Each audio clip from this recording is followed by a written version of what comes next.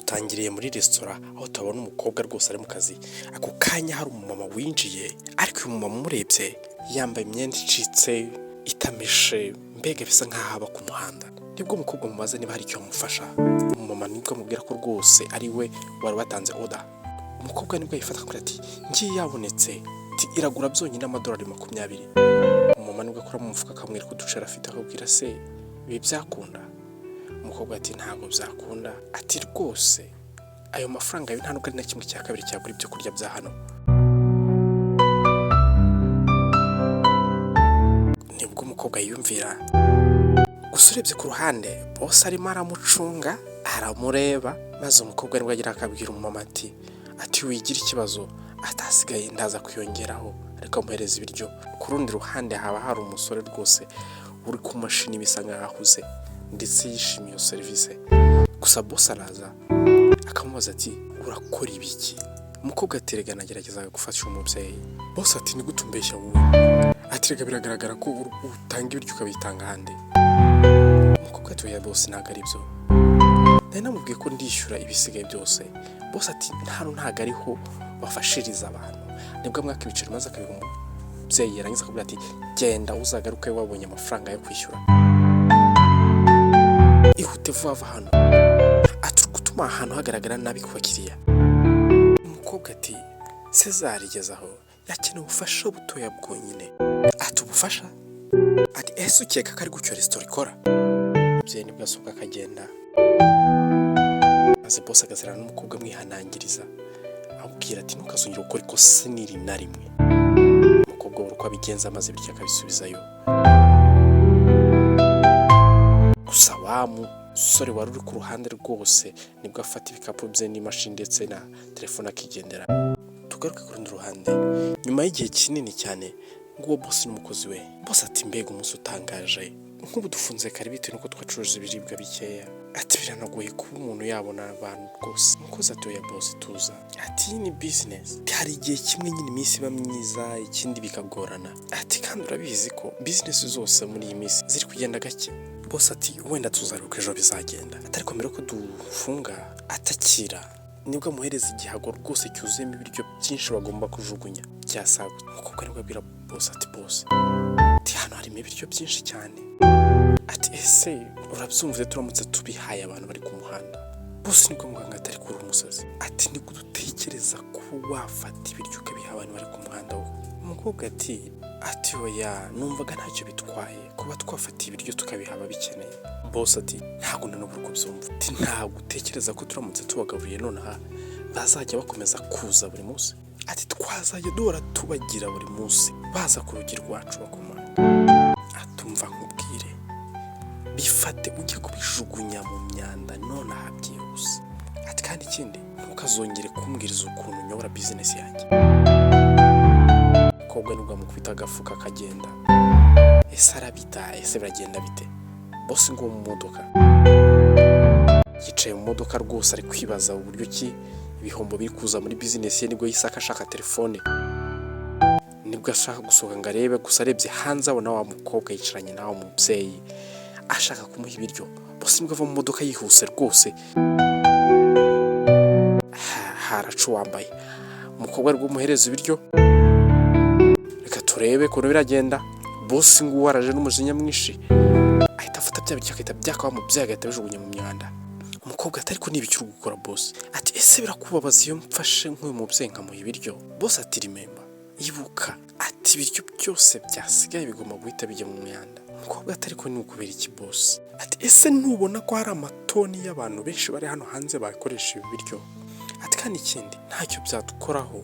Boss ati nyumva neza, niba ushaka gufasha uyu mugore nonaha, ati ntabyo uzi, tazazana n'izindi nshuti ze nyinshi cyane. Ati rero resitora yose yakuzura ibintagazi by'ibihomora bivuye hanze. Umukobwa nibwo yumirwa akavuga ati sinabyizera. Ati ese nta nubwo natekereza ko abantu bamwe bari ku muhanda kubw'impamvu zihariye bwite batagizemo n'uruhare. Ati reba nk'uyu muntu kuri hano, ati ntabwo uzi inkuru ye, ntabwo uzi amateka ye yahahise. Boss nibwo amubwira ati ubuzima bw'abandi ntabwo ndeba, ntacyo mubwiye. Ati rero ikindi niba udashoboye kunyubaha ndetse wubahe n'amabwiriza ya resitora ndakwirukanye. Akongera akabisura mu magambo ati ndakwirukanye umukobwa nibwo yabuka agatungurwa ati iki boss, ati ibyo nibyo uri kuvuga, ati naragukoreye ndakora cyane n'imbaraga zanjye zose, ati kandi ikindi urabizi ko nkenera amafaranga kugira ngo mbe nakomeza ishuri.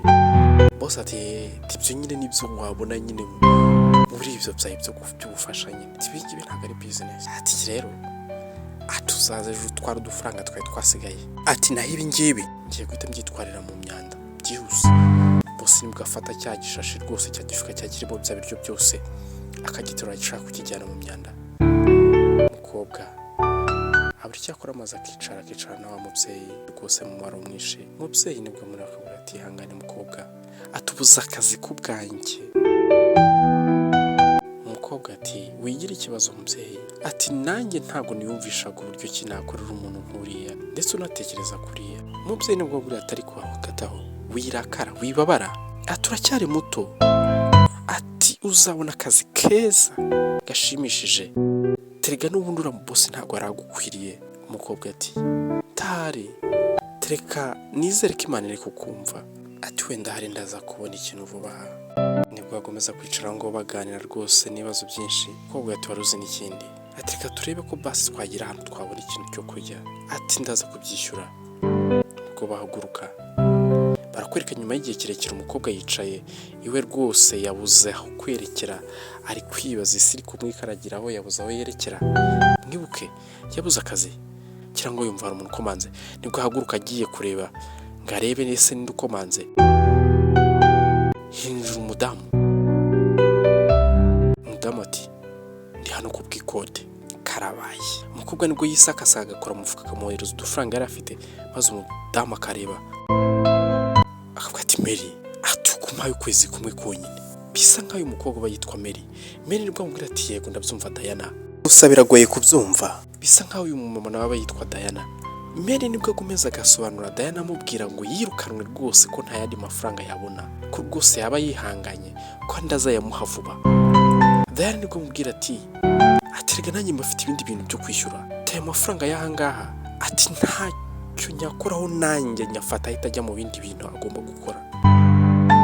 Mary nibwo amubwira ati ndabyumva Diana, ariko nyihanganira ndi gushaka kandi kazi, ati wenda vuba hayo nkabona, ati nicyo kintu cya mbere nzahita nishyura. Diana nibwo rwose bimurenga akabwira ati urabizi n'ikindi, ati ndarangizanyije nawe nguhaye iminsi 3 yonyine, ati iminsi 3 niyo nguhaye kuba wanyishyuye, ati rero niyo utanyishyuye muri iyo minsi 3 tuzaba nsohokeye mu nzu. Karabaye. Randirodi nawe ateje umukobwa arabyenza ute. Umukobwa nibwo atungurwa ati iminsi 3, ati Mana yanjye we, ati nako nta kibazo basi murakoze, ati ndagusezeranya ko wenda muri iyo minsi 3 nzaba nayabonye. Diana tubizirikane n'iminsi 3. Nibwo Randirodi asohoka Diana rwose agasiga umukobwa mukangara ati ese uyu mukobwa arabigenza gute, yabuze akazi bitewe no gufasha, yabuze akazi bitewe n'umutima mwiza, none birangiye habuze n'amafaranga yo kwishyura inzu. Bayibaca umugari mu Kinyarwanda ngo ubugira neza bw'intware bwayigonze jose.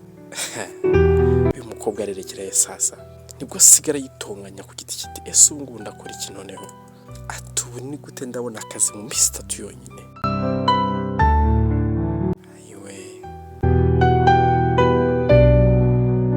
Tugaruke uwo mukobwa yicariye ku muhanda yabuze icyo gukora, akubwira ati Mana, ati iminsi 3 irarangiye, ati irangiye nta n'akazi mbonye. Uyu mukobwa we yicaye bisa nkaho rwose ya minsi 3 bamuhaye irangiye. Ese Mana wambwiye koko ibi ni ibiki biri kumbaho? Areba akanota asigaranye ati byonyine se aka kanote konyine niko mfite imbere n'inyuma. Mu gihe kiri aho ngaho kivuga ku kanote hari akana k'agakobwa kaje karara ku muhanda, ati mwiriwe, ati ese ukunda bombo? Uyu mwana niba abana bari ku muhanda kugira ngo babone icyo barya agafata nk'akana akaba yashyira muri envelope agacuruza kugira ngo wenda hari akanyungu kabonetse aze kuba yakarya, cyangwa se agacuruza n'umuntu ufite business runaka akaba yamuhemba icyo kurya. Umukobwa nibwo amureba akamubwira ati nakifuje kuba nagura bombo zawe, ariko nta kindi gice na kimwe mfite. Akana nibwo akamubwira ati ndakwinginze, ati nanjye maze iminsi ntarya, ati rwose igifu cyanjye bimeze nabi mu gifu. Umukobwa nibwo amureba n'imbabazi nyinshi yarangiza akabwira umwana ati yaba byashoboka ko umufasha nakakwiye kuba nanagura n'iyo paki yose ufite, atariko nta mafaranga mfite. Akana ati ndakwinginze icyo waba ufite cyose. Umukobwa ati nta na kimwe mfite mwana muto. Akana k'agakobwa ati sawa ntugire ikibazo, ati zere ko ibintu biraza kugenda neza kuri wowe. Ari nako rwose kigendera. Gusa umukobwa ahita agahagarika, wibuke ko abasigaranye inoti imwe yonyine. Nibwo yizamura akagahereza akana k'agakobwa kati ariko wavuze ko nta kintu na kimwe usigaranye. Umukobwa ati yego koko tubu noneho nta na kimwe rwose, atariko wigira ikibazo. Ati cyiza, ati nuko ari wowe wafatiye inote, ati rwose uyikeneye kurusha uko nyikeneye mwana muto. Akana nibwo kamusekera ati urakoze kandi bye. Umukobwa sasa asigaye noneho nta n'urupfu afite, ngahise mwikaragiye. Reka tugaruke ku rundi ruhande kwa Landlord Diana. Nguwo rwose hamwe n'umugabo we nibwo atangira kubwira umugabo ati asize iminsi 3 yose, ati nabwiye Mary kagomba kuba yanyishyuye, ariko nta kintu na kimwe yigeze akora, nta nubwo yanahamagaye. Umugabo nibwo amubwira ati atumva Diana, atuzi ibintu bigoye Mary ari gucamo muri iyi minsi, ati ntabwo yigeze na rimwe akubeshya ku bijyanye n'ikode, ati basi gira umutima wa kimuntu. Umugore ati ndabyumva, atariko se ngiye n'indi wintekereza, ati nanjye mfite ibintu byinshi cyane byo kwishyura, ati byonyine kwita ku nzu hano bisaba amafaranga menshi. Umugore we abwira ati ndabyumva, atariko basi iha Mary utusi dukeya basi twiyongera, terega n'ubundi turadufaranga ntabwo aritwo tugiye gutuma umukire cyangwa se ukena. Diana nibwo rwose abitekerezaho, ari nako n'umugabo amubwira ati rega biriya kuba ari kunyura muri biriya ntabwo yahisemo kuba yamera kuriya. Umugore nibwo atangira kugira muri agafuha, ati nukuvuze, ati ndatekereza yaza kuba ari wowe wenda wari no kumuzana akabera na hano ku buntu, ati ese aho ngaho ntabwo utekereza ko yaba ari mwiza, ati sibyo. Urugo rurahiye sasa kubw'umukobwa. Umugore we abwira ati atariko nayo warengereye, twirengera rwose. Bakiri aho ngaho nibwo bumva umuntu ukomanga, maze umugore agasohoka yareba agasanga ni Mary uri ku rugi. Akamubwira ati bite Mary? Mary aba ari ku rugi abazaniye urufunguzo, ariko ababwira ati narinje kubaha imfunguzo z'inzu yanyu, atashize iminsi 3 yose mwampaye, ati twumvikanye ko ngomba kubishyura, atariko nta kazi ndabona. Nibwo afata urufunguzo agahereza umubyeyi, akagomeza anamubwira ko rwose ideni afite ku munsi azabona akazi azamwishyura nta kibazo. Umubyeyi nibwo abyumva ari nakari bifunguzo, maze umukobwa akomeza ababwira ati rwose mwarakoze cyane no kundeka nkaba naragumye muri nzu yanyu iyi minsi yose yashize. Nibwo ahindukira ashaka kugenda, maze umugore akamugarura akubwira ati Mary nyumva, ati ndifuza kuba basi nagusaba imbabazi, ntabwo nigeze niyumvisha uburibwe ndetse n'ibintu byo kunyuramo muri iyi minsi, ati ndatekereza ko mu bihe bigoye umuntu aba akeneye agasapoti gatoya, ati akiri funguzo. Mary nibwo aseka, maze umugore akavuga ati ntugire ikibazo, ati rwose wasubira mu nzu, ati nanjye byambabaza cyane nka mushiki wanjye aramutse anyuze mu bihe bigoye nk'ibi ngibi. Mary ati rwose murakoze cyane, ati ndabasezeranya ko nzabishyura buri kimwe cyose munkoreye, ati kandi nzagerageza nshaka akazi nzabishyure rwose. Mary nibwo rwose agenda yishimye ndetse abashimira cyane. Umugore nibwo ahindukira akareba umugabo ikijisho areba akatari kureba Mary. Umugabo nibwo abaza umugore ati ese uri kwiyumva gute nyuma gukora ibi bintu? Umugore nibwo agira ati none ndumva ntuje meze neza.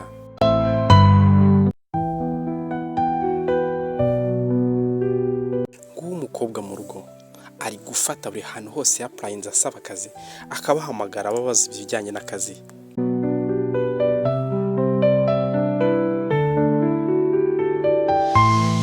Afata kopi ajya ku yindi abaza bamuhakanira. Ese uyu mukobwa arabigenza gute? Agera kuri kopi ya nyuma maze agahamagara.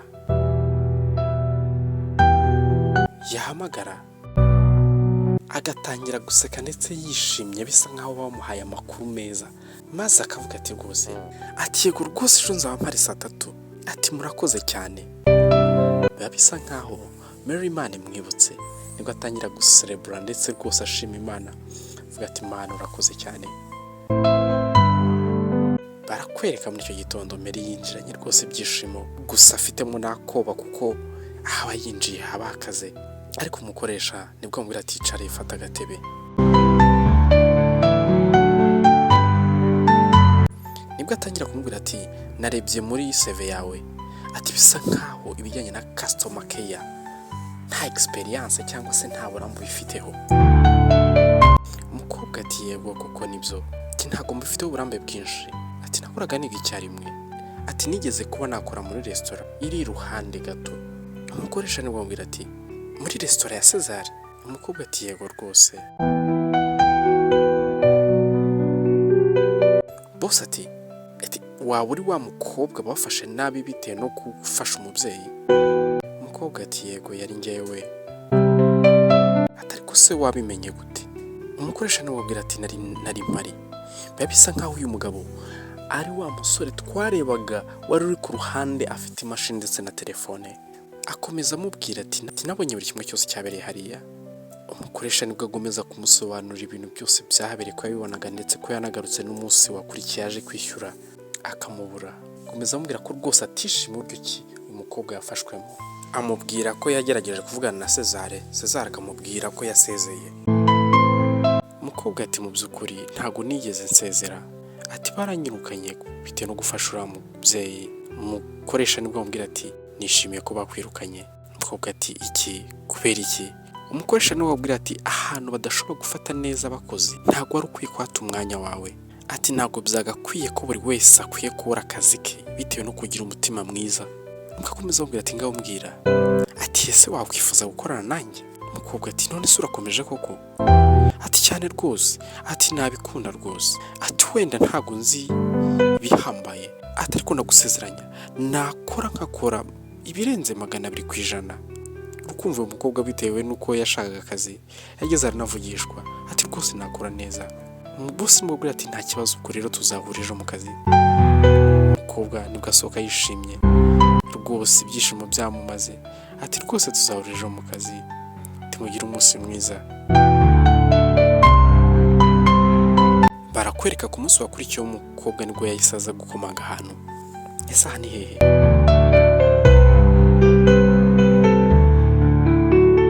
Aha ni kwa Diana landlord.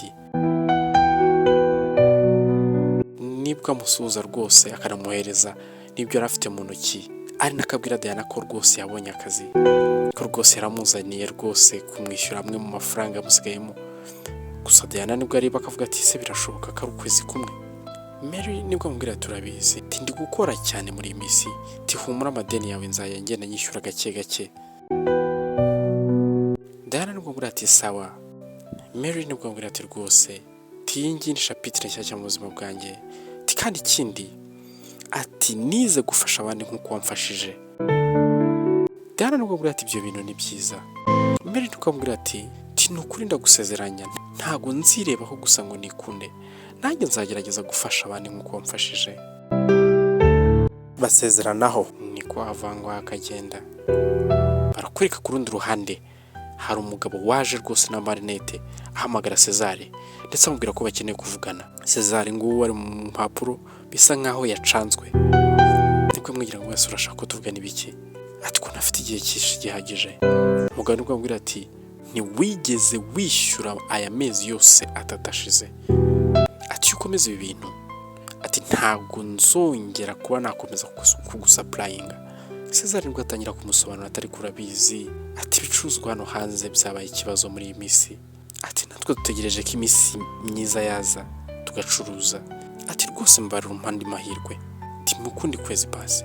Umugabo nibwo amwegera akabura se uratekereza twategereza igihe kingana iki? Ati niba udashobora kutwishyura, ati nta ingredient nimwe tuzongera kuguha. Nibwo Cesar akomeza rwose ashaka kumutereta, amwinginga ndetse amusezeranya n'ibitashoboka.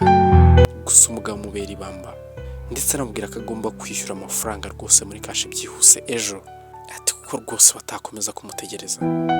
Cesar simwikaragiraho, resitora ye iri guhomba yireba, yumiwe. Akiraho undi umukobwa waje, ati Cesar, ati ibicuruzwa byamanutse bigaragara, ati rwose bisa nkaho uku kwezi ari ukwezi gutangaje kwibise gusa. Cesar akamubwira ati "Reka wibimbwira." Ati "Twakoze cyane bishoboka kugira ngo iyi business ikomeze kuba yabaho." Umukobwa ni mubwira atari kurabizi.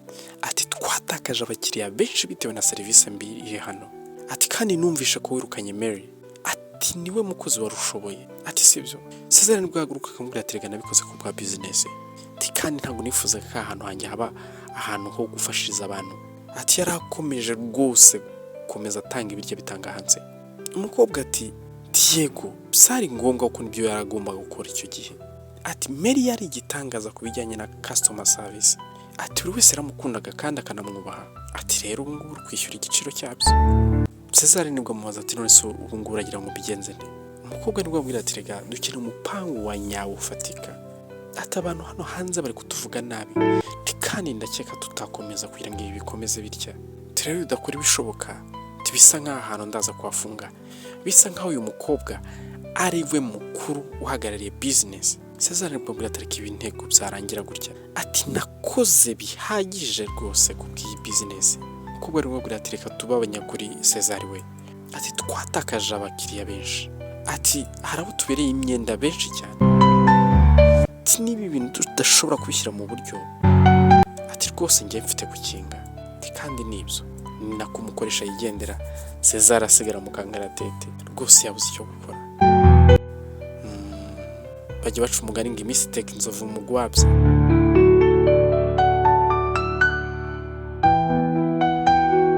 Ako kanya hari uwazaga bisa nk'aho hari umukiriya winjiye, gusa akireba ahantu ukuntu hameze aratangara cyane.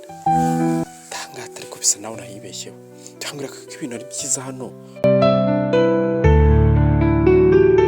Nibwo rwose afata telefone ameze nk'ugiye kwitaba agahita anisohokera akagenda.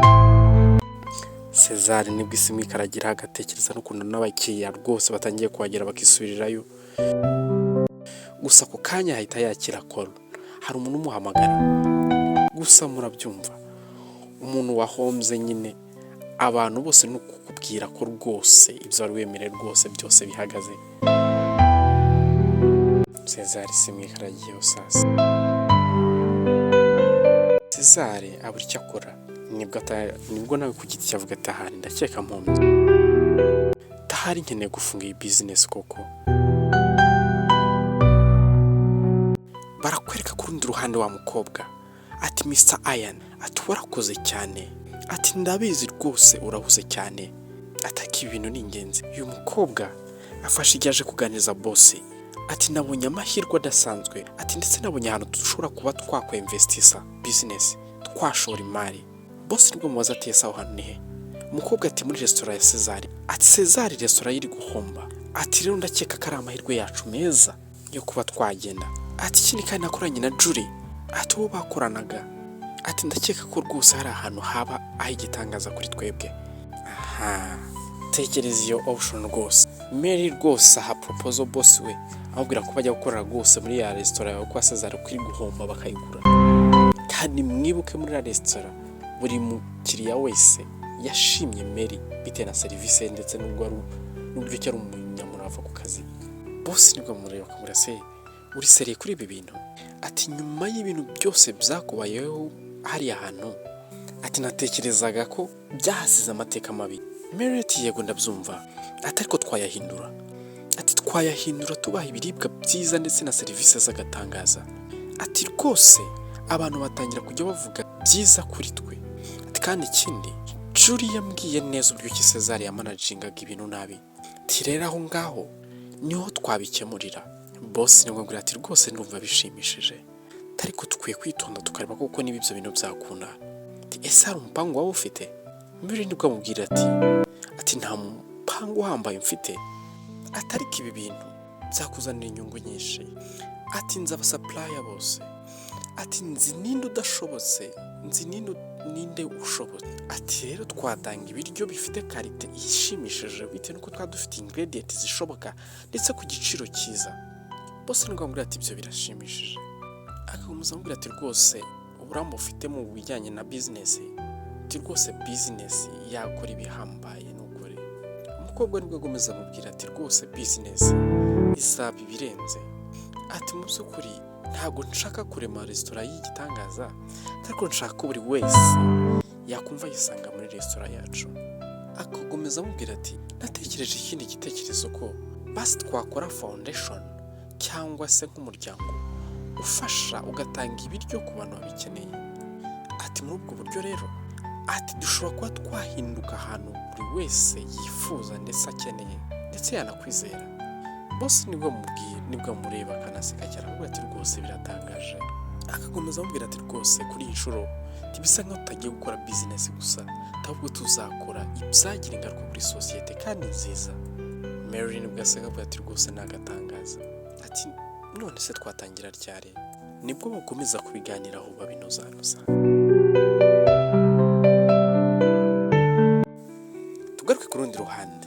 Dave umusore wacu rwose bisa nkaho Cesar rwose zabaye bibi cyane. Nibwo aza rwose bisa nk'ari kwerekera ahandi yakoreraga ndetse anareba n'icyapa kihanditse kigaragaza ko rwose abantu bahaguze. Nibwo yibaza ati ese ninde waguze ahantu? Nibwo yinjiramo kugira ngo arebe se ninde.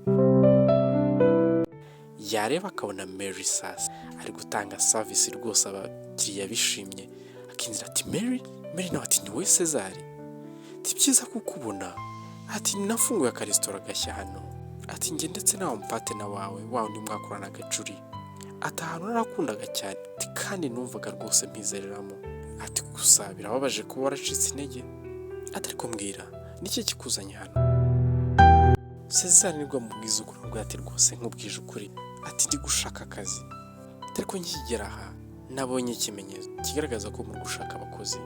Mary nibwo amubwira ati yego koko turi gushaka abakozi ndetse na staff. Ati ariko mbere y'ibyo ati ndakeka ko kubona ko turi gukora ibintu mu buryo butandukanye n'uko byari bimeze. Ati dufite na porogaramu yo gutanga ibiribwa ku batishoboye. Ati ntabwo tugishaka ko ibintu byajya kujugunywa mu mwanda. Cesar nibwo amubwira ati ese uracyakomeje cya gitekerezo cyawe cyo gufasha abantu batishoboye bo ku muhanda? Ati rwose ibyo ntabwo byakora. Ati ibyo bintu ntabwo biramba. Mbere nibwo amubwira ati Cesar umva. Ati bisa nkaho ubibona mu buryo butandukanye ariko kuri twe birakora cyane rwose. Ati abantu hano baratwizera kuko bazi ko tugufasha community. Kandi ikindi ubu dufatanya Jolie rwose yishimiye igitekerezo cyacu. Tumubwije ukuri turi gukora ibirenze kuri community. Nkaba nawe rero sasa wari umubosi ari kuza gusaba akazi wari umukozi isirikaraga niyo mpamvu njya mabwira ati rero ntawe umenya aho ubwira ageze mujye mwitwara ariko. Gusa Mary ntago areba uburyo Cesar yamufashe. Nibwo amwizeza ko rwose akazi yakabona. Cesar nibwo amubwira ati none se kuko urakomeje wampa akazi? Mary nibwo amubwira ati cyane rwose. Ati buri muntu aba akeneye amahirwe ye ya kabiri. Ati rwose murakoze cyane wowe ni Cesar. Ati ndagerageza nk'uko bishoboye rwose. Ati wenda wanyereka ukuntu ibintu hano bikora hanyuma nkatangira akazi nkakora. Mary nibwo amubwira ati ni byiza cyane. Ati kandi kaza muri timu. Nibwo rwose Cesar hano wamuha akazi akinjira nawe agatangira muri ya resitora yahoze ariye akajya kuyikoramo nk'umukozi. Gusa isomo riri hano nababwira birababaza cyane gusaba wowe wimye cyangwa se kwima waguhaye. Reka ineza iganze. Girira neza buri muntu utitaye ku giciro icyo ari cyo cyose byagusaba kuko nawe ejo ntabwo uzamenya aho ubuzira ugeze. Birashoboka ko n'abazakugobwa kandi akakwitaho kandi niwe utaba uhari hari abenshi cyane yagira umumaro bitewe n'icyo wamukoreye. Niba wakunze inkuru kora subscribe ukandi no kazogera kugira ngo uzajye umenyeshwa buri gihe uko inkuru isohotse. Murakoze.